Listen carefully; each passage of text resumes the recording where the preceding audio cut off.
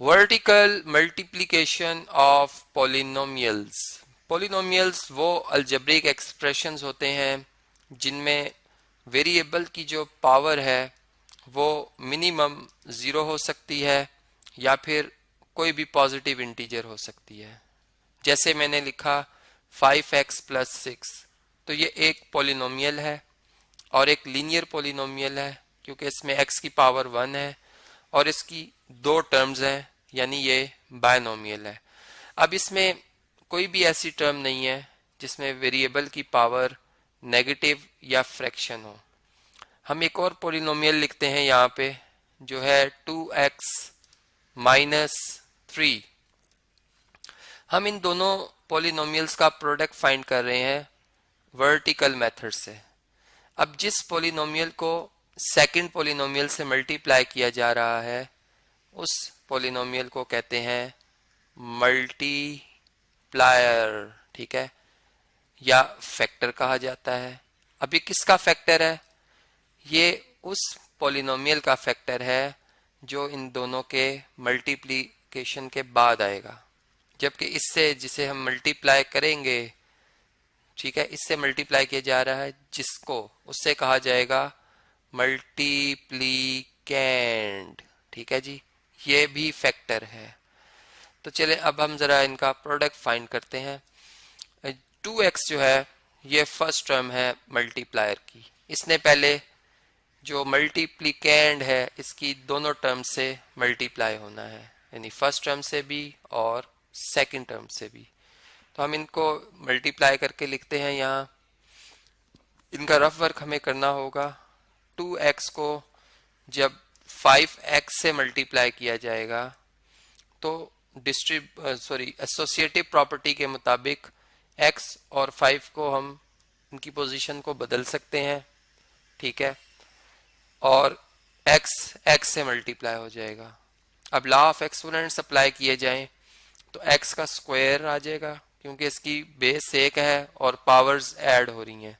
ये बिल्कुल इसी तरह है जैसे दो 2 आपस में मल्टीप्लाई हो रहे थे और फिर मजीद 3 2s और आ जाएं तो टोटल 5 इनकी क्वांटिटी हो जाएगी जो आपस में मल्टीप्लाई। तो बेस हम 2 रख लेंगे और इनकी पावर सारों की ऐड कर लेंगे और ये कोफिशिएंट्स जो हैं 2 और 5 आपस में मल्टीप्लाई होके 10 आ जाएंगे। मतलब अब हम कोफिशिएंट्स को मल्टीप्लाई कर लेंगे और जो वेरिएबल है उनको उसी वेरिएबल में रखते हुए पावर ऐड कर देंगे। तो 2 5 से मल्टीप्लाई होके 10 और x से मल्टीप्लाई होके पावर अगर गिनी जाए तो 2 आ जाएगा।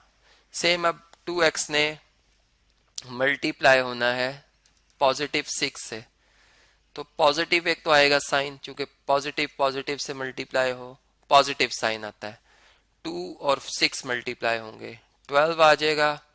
अब कांस्टेंट में वेरिएबल की पावर होती है 0, तो आप अगर देखें तो ये 1 और 0 ऐड हो भी जाए तो 1 ही आंसर आएगा, इसलिए हम इधर x ही लिखेंगे।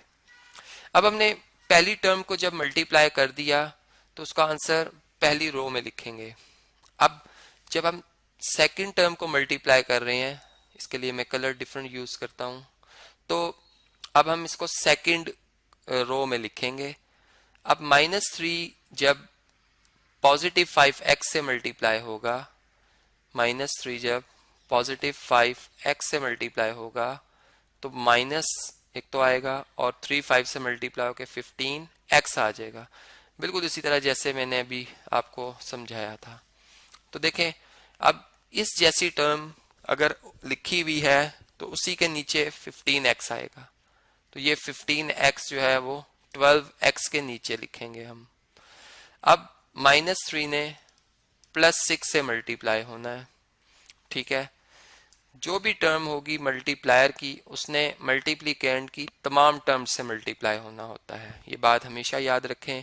मैं नेक्स्ट प्रॉब्लम्स में कुछ ज़्यादा टर्म्स रख के आपको समझाऊंगा कि कैसे हम मल्टीप्लाई करेंगे। तो -3 +6 से एक तो मल्टीप्लाई होगा, माइनस साइन आएगा और 18 आ जाएगा।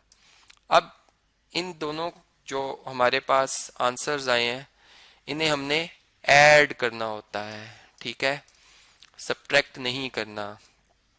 ये 10x स्क्वायर चूंकि इस जैसी दूसरी टर्म नहीं थी, या अगर है तो वो 0 टाइम x स्क्वायर है, तो वो ऐड कर भी लें तो वो 10x² ही आएगा आंसर, इसलिए हम इसको एज इट इज लिखेंगे। अब 12 में और 15 में जो बड़ी रकम है उसका साइन है नेगेटिव का, नेगेटिव पुट करेंगे, 15 में से 12 माइनस कर देंगे, 3 आएगा, कोफिशिएंट मतलब माइनस हो जाएंगे, और वेरिएबल जो है वो x ही रहेगा, यानी x की पावर आपने कम नहीं करनी ना बढ़ा देनी है, आपने सिर्फ कोफिशिएंट्स को मतलब सब्ट्रैक्ट करना है, और ये -18 एज इट इज आ जाएगा।